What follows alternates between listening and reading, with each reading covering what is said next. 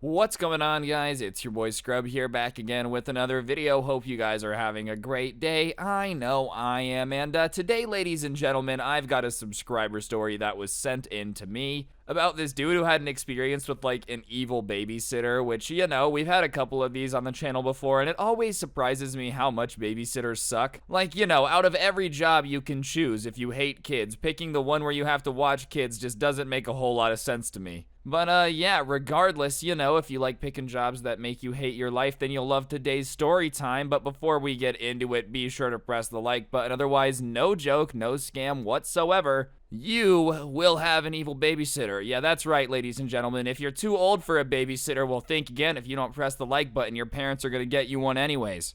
And yeah, without further ado, let's get into it. Alright, so as I said, today's story is a subscriber story that was sent in, and the sub that sent this in is gonna be named Danny for today's video. And this takes place when Danny was about 8 years old, which, you know, is around the age that you need a babysitter at, because you're a little bit too young to be home alone. You know, you can't be like telling an 8-year-old to cook a turkey in the oven. 8-year-olds do need at least a little bit of supervision. That being said, Danny, being 8 years old, a young little whippersnapper who needed a babysitter, was in the unfortunate situation of having two parents that ended up like working late often, you know, working nights, and because of that, they needed a babysitter that they could have often late at night. And so they kind of start looking around for somebody, and sure enough, in the search for the babysitter, they end up finding this neighbor a little bit down the road from them, who offers to babysit Danny, you know, and this kid who offers to babysit Danny, he's probably about 17 years old. He's one of the, you know, cooler kids in the neighborhood, if that makes any sense. And Danny is actually pretty excited about the fact that this guy's gonna be babysitting him. He thinks it's gonna be fun, he thinks it's gonna be easy, and truthfully, it should be. Like, you know, I've babysat some family friends of mine before, and like, it really is the easiest job on the planet. You just have to like entertain a kid for a couple hours and they pay you.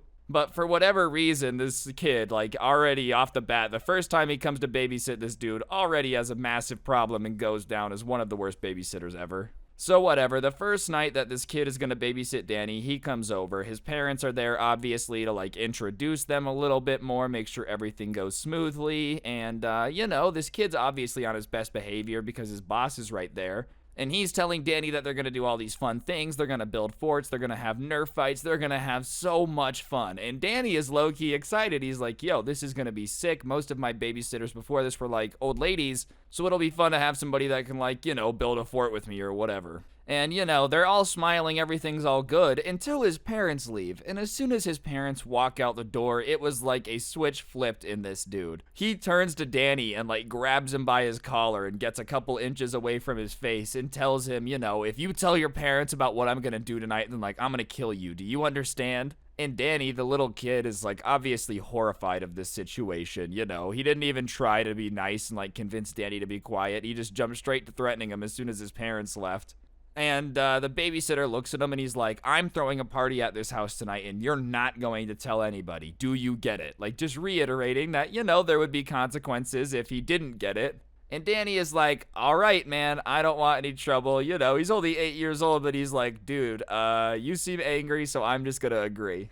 And the babysitter sends Danny up to his room, and he goes up there, you know, obviously not trying to get into a situation where his babysitter's gonna freak out. And he goes to his room, and he's not that bad about going to his room. He had a Nintendo DS, he had a TV in there, so he's kind of just chilling. And one rule that he had made sure that, like, or not really made sure, one rule that he was sure that he had heard his parents say to the babysitter before they left was that they didn't want anyone coming over. Like, they wanted to make sure that he knew there was no guests allowed over. And obviously, because his babysitter had said he was throwing a party, he was like, I don't know about that. My parents kind of stressed that, like, that was the one really strict rule. And as he's kind of stressing about the fact that his babysitter might throw a party, he starts to, like, hear people start to show up downstairs and come into his house. And obviously, you know, he's already freaking out because he thinks he's gonna get in trouble for it. But, like, it sounds like the flow of people just doesn't stop. Do you know what I mean? Instead of, like, the crowd eventually coming to an end and the noise kind of quieting down, it just sounds like more and more people are coming in. And if anything, the noises are getting louder.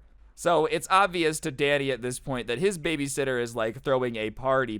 He had probably had this planned for a while. He knew like his parents were going to be gone tonight, so he just figured he would throw it here instead of his own house. Anyways, Danny is just kind of sitting there freaking out about the fact that his parents are going to be pissed when they come home and see what's gone on, and he's just still hearing more people coming to the party. It's probably about an hour in at this point, and there's still people showing up. And Danny is 8, but he's not like an idiot kid. He's kind of sitting there and he's thinking, and he's like, I don't really know what my babysitter's plan could be in this situation, because my parents are going to come home at like 1 in the morning. That's what they had said. And it's 7 right now, but like the party's just started. How in the world is he going to throw this party and get it cleaned up before my parents come home? And if even an 8-year-old is thinking about the fact that your plan is stupid, it's probably not a very good plan. Regardless, he's stressing out and he hears people start to come upstairs at this point where his room is, and the partying kind of in that hallway too. So he decides to like crack the door open and just kind of see what the situation is. And so he cracks open the door, and he's a short little kid, so he kind of looks out, and all he sees is like just a sea of people's legs in the hallway, dude. Like, he can't see across his own hallway to the other side because there's so many people upstairs. And at that point, you know, his fear basically doubles. He's like, ah, crap, this is really not good. Our house is absolutely packed full of people. My parents had one rule. We're gonna get in so much trouble. And, you know, because he's a little kid, he decides at that point that, like, he's gonna hide under the covers. Like, he's just not even gonna bother dealing with this. He's just too afraid to even, you know, look anymore or try to listen. So whatever, he's hiding under the covers, and probably about an hour has passed at this point, and he had been hearing the party go down, but now the sounds of the party, like, start to fade out, and he just starts to hear stuff getting broken. He starts hearing smashing and yelling, people like egging each other on to break stuff. He starts hearing plates starts to crack, and at that point, this kid who's already stressed out is incredibly stressed. He's like, ah, crap, dude, like, they're literally going to destroy the house. And as stuff starts getting broken downstairs, he hears like a bunch of footsteps rushing downstairs too from upstairs. And at that point, he wants to see what's going on, see how bad the chaos is. So he opens the door and like gets down on his like hands and knees and crawls over to the banister that's upstairs and looks down into the living room so he can see what's going on, but like they won't see him looking. Do you know what I mean? And he sees the living room absolutely destroyed. Like this living room that used to be all clean and organized that his mom had set up. Yeah, not too much anymore. It had basically just become what you would expect a party with like 100 people at it to do to a living room if they did not care about it. The coffee table split in half. There's like holes in the walls, dude. There's literally a part of the sliding glass door where they had shattered the glass. One of the cabinet doors had been ripped off. It just looks like a riot broke out. You know, not even necessarily a party. And you know, Danny is just kind of scanning this situation, trying to take it all in, realizing just like how screwed the situation is. And as he's doing that, he sees the babysitter. And the babysitter has a drink in one hand, a plate in the other, and he goes, F this place. And he smashes the plate on the ground and then slams his head through some drywall. And listen, I think like everybody's accidentally put a hole in drywall in some point. It's not like it's the hardest thing to do. It's not the strongest material. That being said, still not something that I would choose to headbutt. I feel like I wouldn't really choose to headbutt anything. It's just not a fantastic karate move in my personal opinion, but hey, he like headbutts his way through the plaster. And at that point, Danny is just kind of in shock. Like, nobody has even noticed this little kid crawling around on the banister spying at it, and he just doesn't know what to do, so he decides to just go back into his room and wait until his parents get home to do something about it. Alright guys, I'm going to interrupt the video for just 1 second. If you guys take a look on screen now, you will see a gift card. For those of you that don't know, I give away a gift card in every single video I post here on this channel as a way to say thank you to you guys for subscribing and turning on those notifications. So if you haven't already, be sure to subscribe and turn on those notifications. I'd really appreciate it. And yeah, on that note, I'll shut up and get back to the video. Thanks. And so he goes back to his room, and at that point, he starts freaking out because, you know, 8-year-olds aren't the most logical people, and he starts thinking that somehow he's gonna get blamed for this. Like, somehow 8-year-old me is gonna get blamed for destroying the entire living room. And obviously an 8-year-old wouldn't be able to do the damage that he did, like unless he was possessed by a demon like the Exorcist. I don't know how an 8-year-old would be ripping cabinet doors off their hinges and breaking sliding doors, you know, like it would just be a little difficult for him.